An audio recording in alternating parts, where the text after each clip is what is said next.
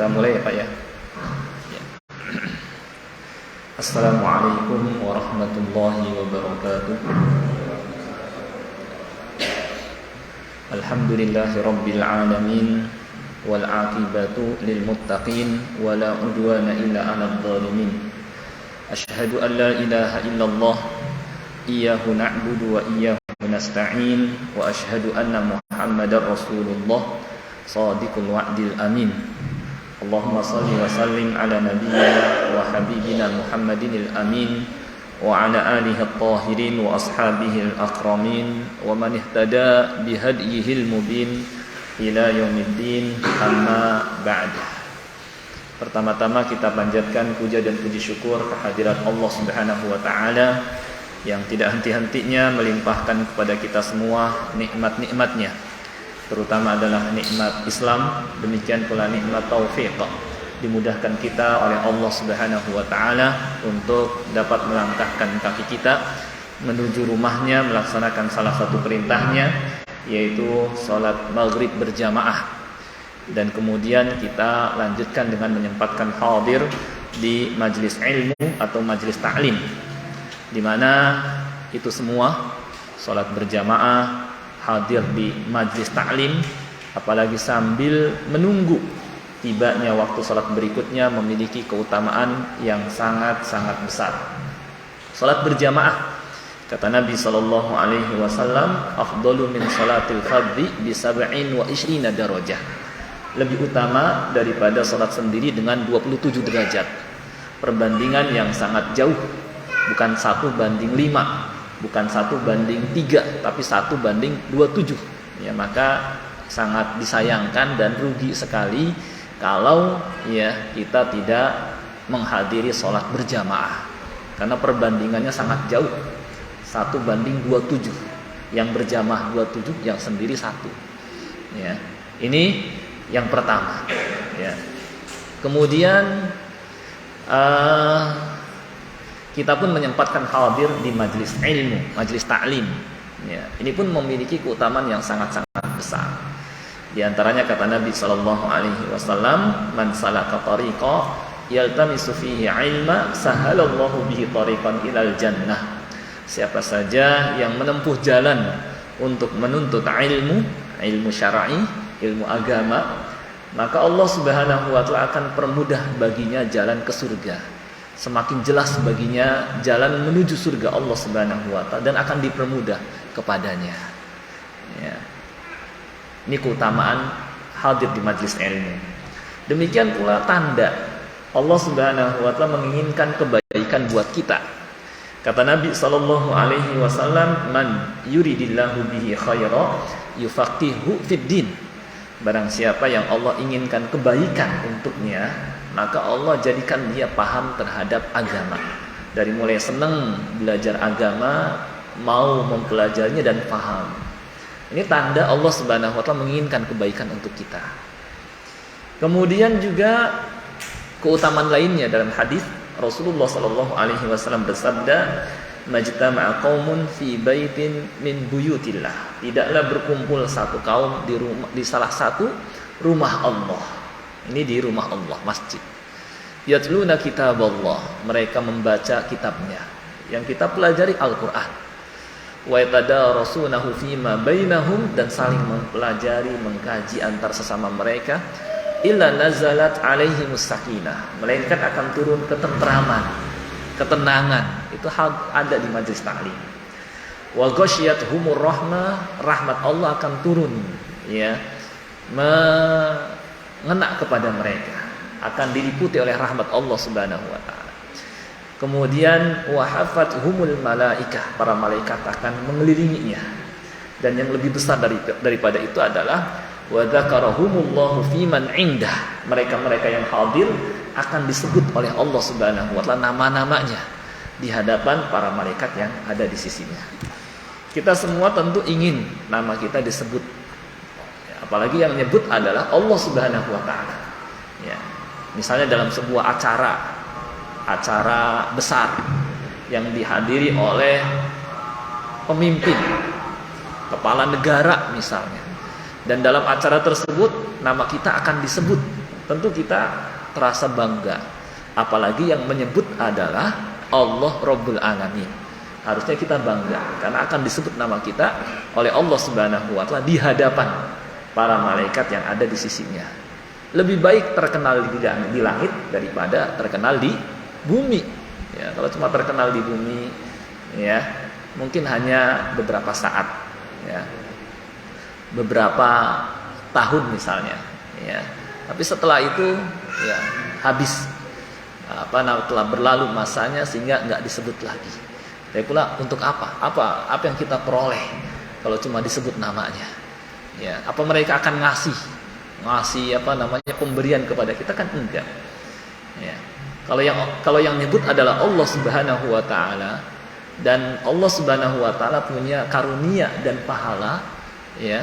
Dan kalau sudah disebut namanya berarti selain disebut dengan kebaikan, Allah siapkan pahala untuknya.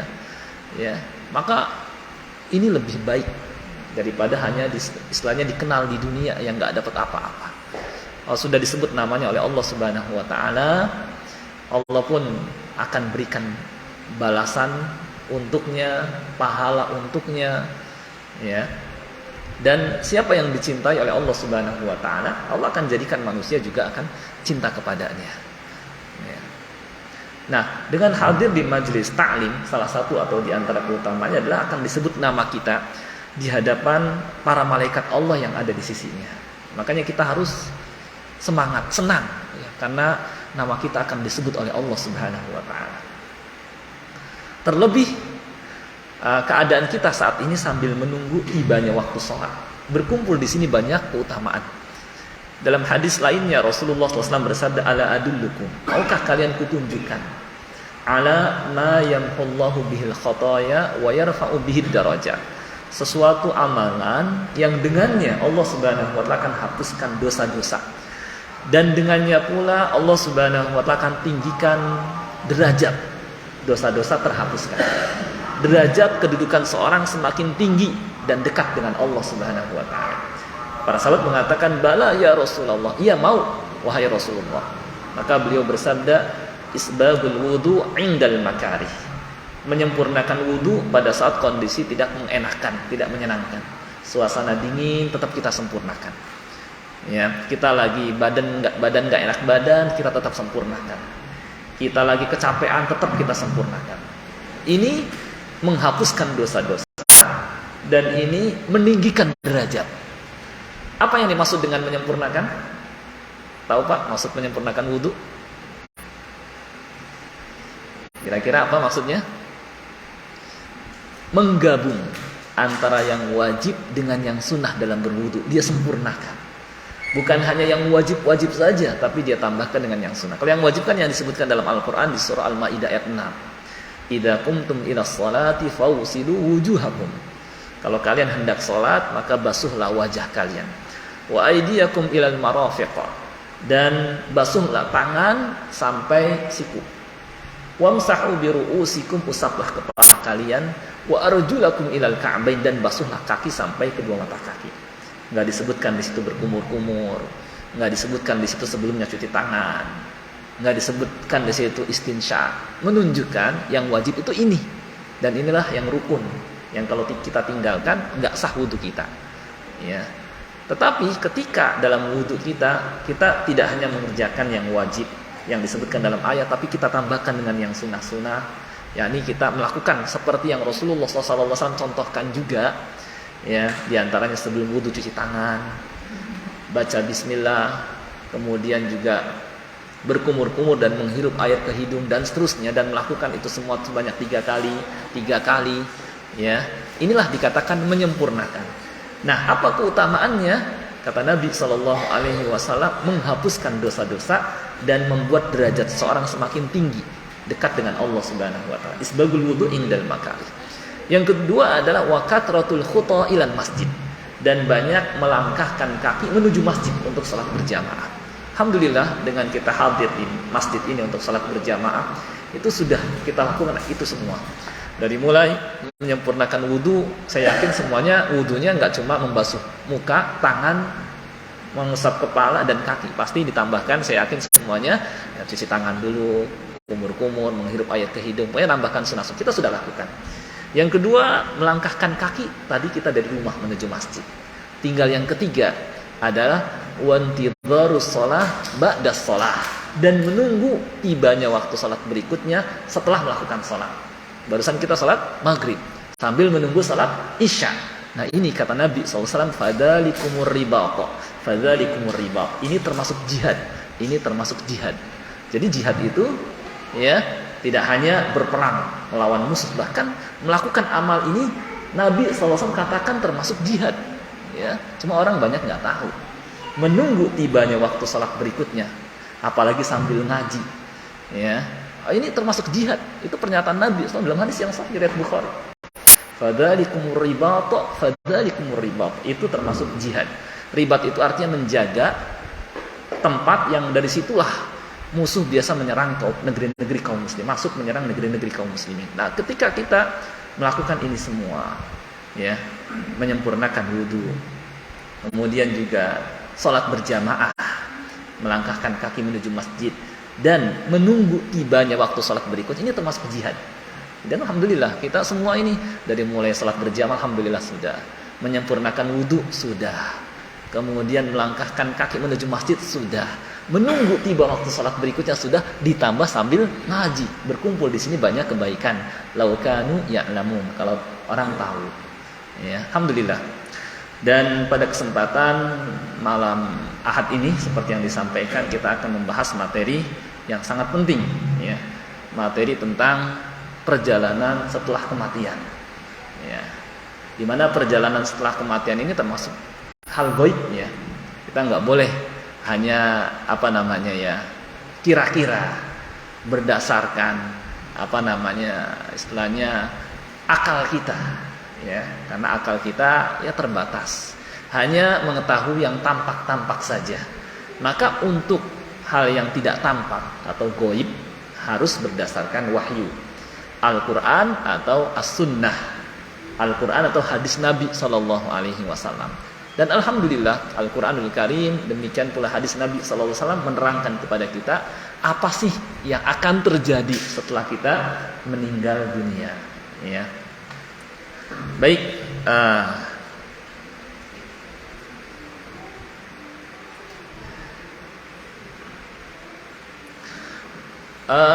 saya hanya kumpulkan saja dari beberapa riwayat, ya, riwayat yang sahih insyaallah, bahwa ketika seseorang, ya, akan meninggal dunia, dan sebelumnya juga ada hal yang disyariatkan, ya, hal yang disyariatkan yaitu talqin. Ya, kata Nabi SAW, lakinu mautakum la ilaha illallah. Ajarkan kepada orang yang akan meninggal di antara kamu agar bisa mengucapkan la ilaha illallah. Kenapa? Karena man kana akhiru kalamihi la ilaha illallah dakhalal jannah. Siapa yang akhir ucapannya adalah la ilaha illallah, dia bakal masuk ke dalam surga. Nah, ini yang kita ajarkan. Kita suruh dia mengucapkan la ilaha illallah. Ya. Cukup kalau sudah mengucapkan, ya sudah. Ya. Karena istilahnya dia dalam kondisi yang sangat sulit. Ya, kita permudah agar dia bisa mengucapkan la ilaha illallah. Nah, kemudian tibalah saatnya dia dijemput oleh kematian, ya. Yang akan mencabut nyawanya ini adalah malaikat maut. Yang disebutkan dalam Al-Quran dan hadis adalah malaikat maut. Lalu orang-orang menyebutnya Israel, ya. Sebenarnya kalau kita lihat Quran, kalau kita lihat hadis, itu tidak ada, ya, nama malaikat maut dengan nama Israel. Sebagian mengatakan itu dari riwayat Israiliyat, dari cerita Bani Israel terdahulu, kemudian disematkanlah untuk malaikat maut namanya Israel. Sebenarnya yang masyhur dalam Al-Quran atau dalam hadis disebut dengan malaikat maut. Dan malaikat maut ini yang datang ini tergantung orangnya. Kita hafal surah An-Nazi'at, di situ diterangkan bahwa yang mencabut nyawa seseorang itu tergantung keadaan orang itu. Terkadang, ya, cara mencabutnya tetap malaikat maut, cuma cara mencabutnya beda-beda. Kata Allah dalam Al-Quran, wan nazi'ati ghurqa. demi malaikat yang mencabut nyawa dengan paksa. Dengan paksa. Jadi dia nggak mau keluar, akhirnya dengan keras. Ya. Kemudian Allah bersumpah lagi, wan nasyitati nashta, demi malaikat yang mencabut nyawa dengan lemah lembut. Ya. Nah, kira-kira kepada siapa malaikat mencabut nyawa dengan paksa dan kepada siapa malaikat mencabut nyawa dengan lemah lembut? Pertama yang kepada siapa malaikat maut mencabut nyawa dengan paksa? Kepada siapa, Pak? Orang kafir. Ya, naudzubillah min dzalik. Kok kenapa dicabut dengan paksa? Ya. Karena ruhnya nggak mau keluar dari jasadnya. Karena sebelum meninggal dunia sudah diancam duluan sama malaikat maut. Ya ayyatuhan nafsul khabithah, wahai jiwa yang busuk, keluarlah menuju kemurkaan Allah dan kemarahannya dan siksaannya. Gimana dia mau menyambut dan mendatangi seruan itu kalau dikatakan dengan kalimat seperti ini, wahai jiwa yang busuk, keluarlah menuju kemurkaan Allah dan siksaannya. Seperti itu dalam hadis. Ya, dalam hadis riwayat Abu Daud seperti itu. Maka mendengar kalimat seperti ini dia nggak mau keluar dari jasadnya, ya, nggak mau keluar karena sudah tahu kalau keluar dia akan pertama mendapatkan kemurkaan Allah dan siap mendapatkan siksa, gitu ya. Maka dia nggak mau keluar. Maka kata Allah dalam Al-Quran, fa kaifa idza tawaffatuhumul malaikah, bagaimanakah nanti keadaannya kalau para malaikat maut mencabut nyawanya, ya ribuna wujuhahum wa adbarahum, sambil memukuli wajah dan punggungnya, keluar, nggak mau keluar, ketakutan ruhnya. Ya, maka karena nggak mau keluar dicabut, tarik dengan paksa, seperti kail besi dari bulu yang basah sampai robek, saking paksa nyabutnya, saking kerasnya. Ya, wal iyadu billah. Ya. Setelah itu bagaimana? Ya, setelah dicabut dengan paksa, ya, maka kita lihat hadisnya ya supaya lebih jelas sebentar. Ya. Maka kan malaikat maut ini punya pembantu-pembantunya yang membantu malaikat maut dalam mencabut dan mengurus jenazahnya, mengurus mayatnya. Ya. Maka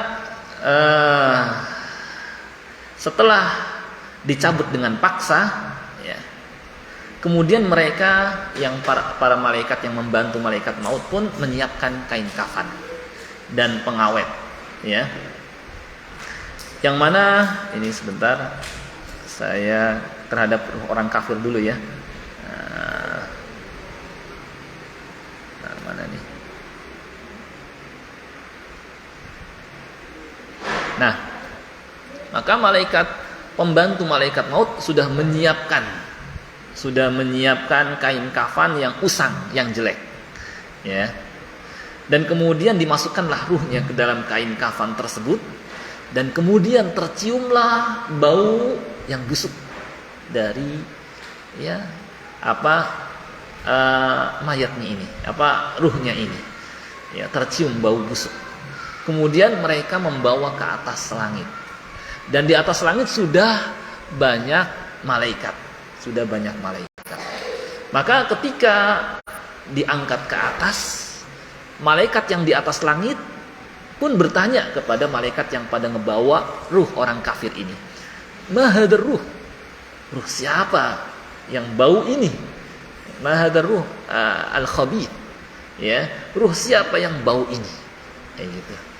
Maka para malaikat yang membawanya mengatakan, ruh fulan ibni fulan, ini ruh si fulan bin fulan, dengan menyebut nama yang jelek yang disematkan kepadanya. Ini siapa namanya, misalnya orang sengsara bin celaka misalnya, ya, pokoknya disebutkan dengan nama yang jelek untuknya ketika di dunia, waliyadzubillah. Ya, maka diangkatlah ke atas langit, ya. Sesampainya di langit pertama, ya, malaikat yang membawanya minta dibukakan pintu langit. Tetapi ternyata bagaimana? Tidak dibukakan pintu langit. Sebagaimana firman Allah Ta'ala, innal ladzina kadzdzabu bi ayatina, sesungguhnya orang yang mendustakan ayat-ayat kami, orang-orang kafir, wastakbaru anha, dan bersikap sombong terhadapnya, ya, sombong sama ayat-ayat Allah Subhanahu wa taala. Enggak mau beriman padahal Al-Qur'an diturunkan ya untuk kebahagiaan manusia. Dia malah enggak beriman. Sudah gitu sombong.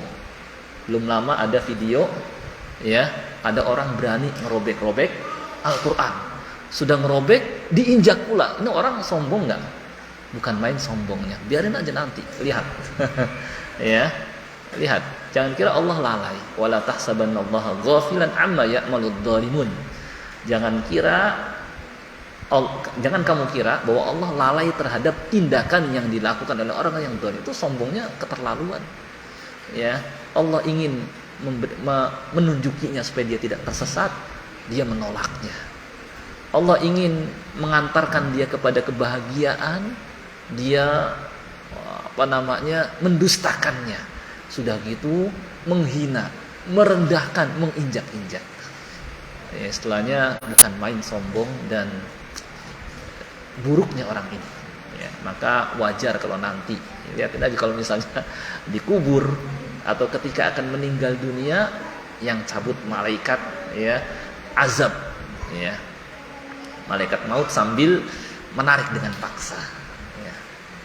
Ya sama seperti dulu ada yang menghina Nabi kita Sallallahu Alaihi Wasallam, membuat karikatur beliau.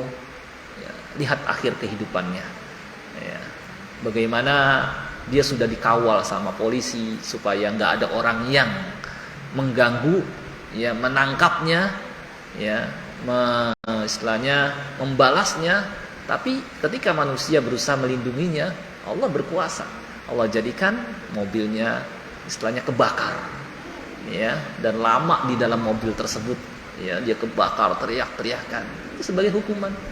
Ya, sudah tahu Allah mengutus Rasulnya menurunkan kitab buat kebaikan mereka, tapi air susu malah dibalas air tuba, nggak tahu terima kasih gitu. Sudah begitu nikmat Allah Subhanahu wa taala terus mengalir kepadanya siang dan malam, dan semua ya makhluk yang ada di muka bumi ditundukkan buat manusia. Bukan hanya yang di bumi, di langit pun ada matahari, bulan buat manusia. Tapi dia balas semua kebaikan dan nikmat Allah Subhanahu wa taala dengan mendustakannya, menghinanya, merendahkannya, robek-robek ayat Al-Qur'an, menginjak-injak. Ini mau udah keterlaluan banget, ya. Maka jangan salahkan kalau nanti dicabut, dipukulin dulu, ya, jasadnya oleh malaikat, keluar, ditarik dengan paksa. Kemudian diangkat ke atas langit. Ya. Sampai ke atas langit, kata Allah, innal ladzina kadzdzabu bi ayatina, sesungguhnya orang yang mendustakan ayat-ayat kami, wastakbaru anha, dan bersikap sombong terhadapnya, la tufattahu lahum, sekali-kali tidak akan dibukakan untuk mereka abwabus sama, pintu-pintu langit, enggak akan dikasih buka, wala yadkhulunal jannah, dan mereka enggak bakal masuk ke dalam surga, hatta yalijal jamalu fi sammil khiyat, sampai ada unta bisa masuk ke lubang jarum. Maksudnya apa? Mustahil. Orang yang seperti ini masuk ke dalam surga. Na'udzubillah min dzalik, terhalang dari kebaikan dan kebahagiaan yang sempurna dan kekal abadi. Dan dia berada dalam azab Allah wal'iyadzubillah. Ya. Gak dikasih buka. Padahal di langit sana banyak keindahan. Ya. Gak dikasih buka. Nah, karena malaikat maut yang ngebawa ke atas langit, mau membawanya menghadap Allah, nggak dikasih buka, maka kemudian mereka, malaikat yang melemparnya, melempar ruhnya. Sudah, setelahnya percuma kita bawa nih ruh yang buruk ini, yang jelek ini, dilempar. Kata Allah Subhanahu wa taala, wa may yusyrik billah, barang siapa yang menyekutukan sesuatu dengan Allah, faka'annama kharra minas sama, seakan-akan dia jatuh dari langit. Fatahtafuhu tayr, lalu disambar oleh burung, au tahwi bihi rih fi makanin sahiqa, atau diterbangkan oleh angin ke tempat yang jauh. Maka terlemparlah dia, terombang-ambing, disambar burung, diterbangkan oleh angin, dan kemudian kembalilah dia ke dalam jasadnya. Ya. Kemudian bagaimana keadaannya? Ya. Setelah kembali lagi ke dalam jasadnya, maka kemudian dia didudukkan oleh malaikat mungkar dan nakir. Malaikat mungkar dan nakir yang menyeramkan, yang suara juga menakutkan, mengerikan, yang membuat orang gemetar menghadapinya. Ini namanya fitnah kubur. Fitnah artinya ujian, cobaan, dan setiap kita akan mengalaminya, kecuali yang mujahid fisabilillah, yang syahid di jalan Allah, aminal fatan, akan aman dari fitnah kubur. Syahid itu aman. Ya, cuma syaratnya syahid dulu, mati syahid. Itu aman dari fitnah kubur. Ya. Nah, kalau yang yang istilahnya nggak syahid, ya harus siap kita ini menghadapi malaikat mungkar dan nakir, mengerikan, menakutkan, yang kita kalau tidak Allah teguhkan, kita nggak bisa jawab. Kalau tidak Allah teguhkan hati kita dan mulut kita untuk bisa jawab, kita nggak bisa jawab. Nah, ya, ketika itulah sampai orang kafir dia mengatakan, la adri, kayak gitu. Saya nggak tahu. Dalam hadis sahih seperti itu. Ditanya, marabbuka, siapa Tuhanmu? La adri, kayak gitu. Saya nggak tahu, kayak gitu ya. Ditanya lagi, madinuka, apa agamamu? La adri, saya nggak tahu juga, ketakutan. Ya. Kemudian ditanya lagi, man nabiyuk, siapa nabimu? Yang mengatakan, la adri, saya nggak tahu. Maka terdengar suara di langit, angkadzaba, bohong dia. Fa'afrishuhu minan nar, berikan permadani dari api. Ya, dikasih tikar cuma dari api. Ya. Waftahu lahu baban ilan nar, dan bukakan pintu ke arah neraka. Ketika itulah dia merasakan angin panas dan merasakan panas dari neraka sampai ke dia. Ya. Dan kemudian kuburannya yang tadinya cukup buat dia rebahan gitu ya, menjadi sempit dan menghimpitnya, sehingga pada jadi pada istilahnya berpindah-pindah bagian tulangnya karena dihimpit oleh kubur. Ya. Kemudian datanglah kepadanya seorang laki-laki yang jelek mukanya, pakaiannya juga jelek dan berbau busuk. Lalu dia berkata, ya, bergembiralah engkau, absyir, bergembiralah engkau dengan sesuatu yang membuatmu sedih pada hari ini. Inilah hari yang diancamkan kepadamu. Lalu dia balik bertanya, siapa kamu? Maka orang itu mengatakan, ya, aku adalah amal burukmu.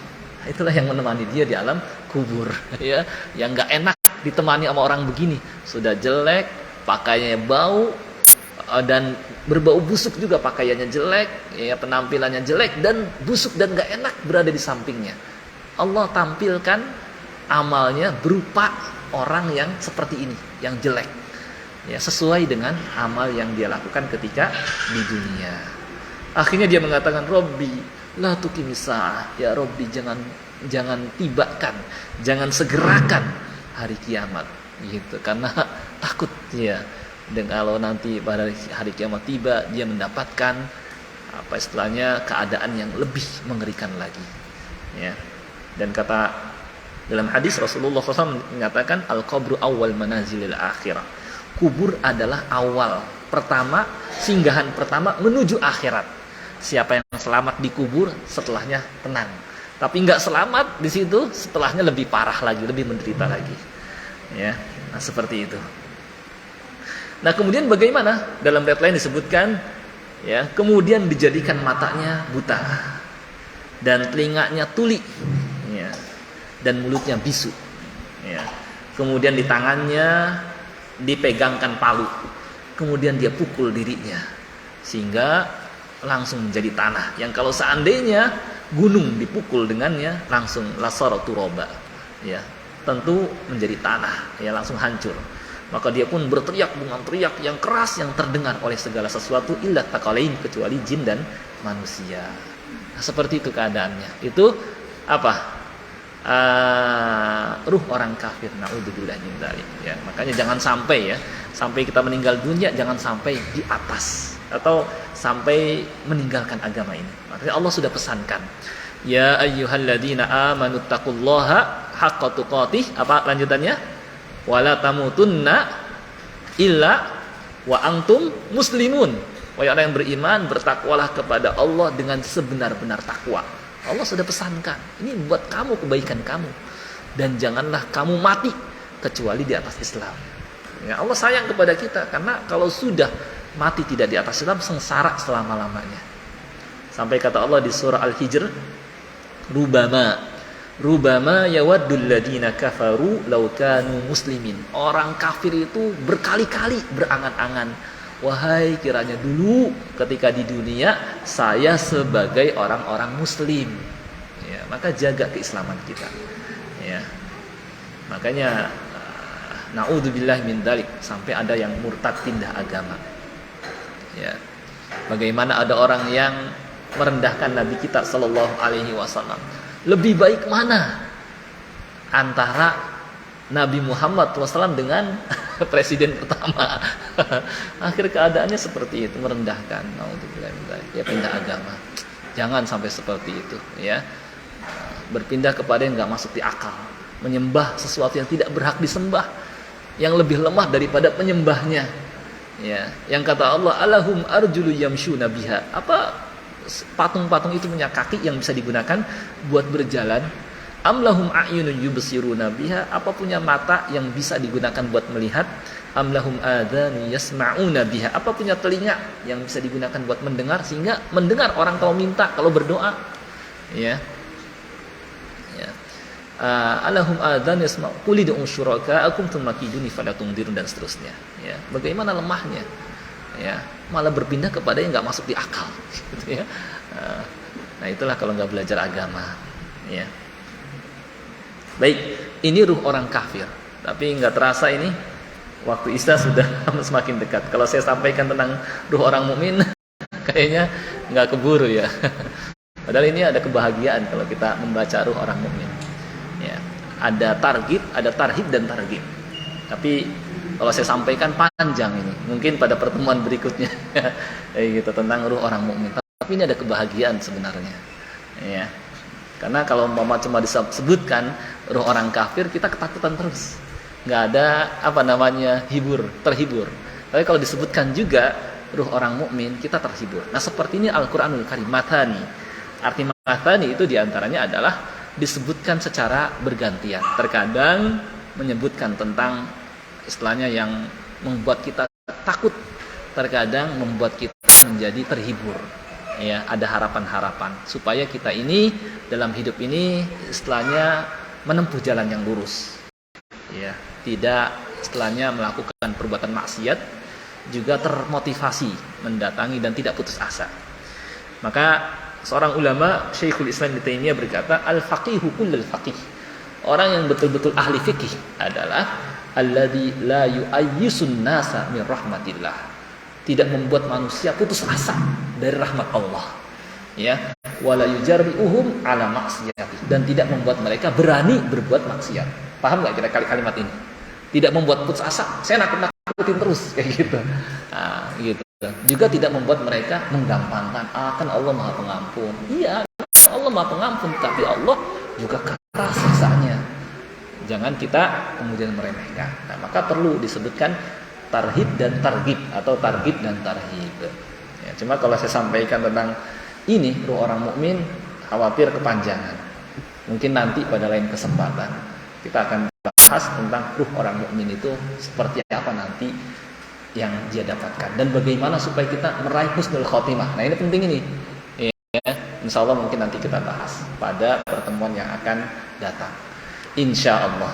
Ya, sebulan lagi insya Allah. Ya, sebelum ditutup mungkin ada yang ingin ditanyakan, silahkan. Yang belum jelas terkait keadaan ruh setelah meninggal dunia. Apa yang saya sebutkan dari hadis-hadis yang sahih, dan enggak cuma mengandalkan istilahnya kayaknya kira-kira kita. Karena ini masalah gaib harus didasari oleh wahyu. Karena kata Allah, la tudrikul absar wa huwa yudrikul absar. Yang masalah gaib itu istilahnya nggak bisa dijangkau oleh penglihatan kita, ya, nggak bisa direka-reka, dan jangan percaya sama dukun dan peramal yang sok tahu masa depan. Ya, gitu. Baik, mungkin ada yang ingin ditanyakan, silahkan.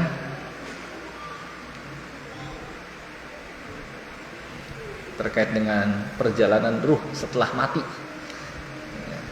Ya, silahkan. Nanti sudah. Itu kan dilihat di standar tadi ya. Betul. Orang yang meninggal itu dua keadaan, orang mati dan orang mukmin. Betul. Maksudnya walaupun seorang mukmin yang banyak dosanya pun tetap dia ikut keadaan yang orang mukmin berarti. Insya Allah, betul. Insya Allah, betul. Ya. Yang penting jangan melakukan dosa besar, terutama itu. Cuma kalau dosa besar yaitu terserah Allah Subhanahu Wa Taala. Bisa dia mendapatkan kayak gitu. Cuma kalaupun misalnya belum bersih juga kan dan kemudian harus masuk ke dalam neraka, tetap akan dikeluarkan, nggak kekal di sana. Gitu. Cuma makanya jangan sampai kita berani berbuat dosa, terutama dosa-dosa besar. Bukan berarti ketika kita hendak melihat perbuatan maksiat ini besar, ini dosa besar atau kecil, karena itu nanti meremehkan. Sedangkan meremehkan itu istilahnya ya sifat orang munafik. Orang munafik ketika berbuat maksiat, ya dia kayak ada lalat nempel di hidung. Ya dosa kecil ini jangan seperti itu. Ya, kalau orang mukmin maksiat meskipun kecil, dia seakan-akan berada di bawah bukit gunung yang siap runtuh menimpanya. Takut ya terhadap maksiat. Kata ulama, jangan kamu lihat besar kecilnya dosa, tapi lihat kepada siapa kamu bermaksiat, kepada Allah. Ya. Nah, dengan cara seperti itu, ya insya Allah kita berusaha meninggalkannya. Ya. Saya kira seperti itu. Wallahu a'lam. Ada lagi mungkin yang ingin ditanyakan?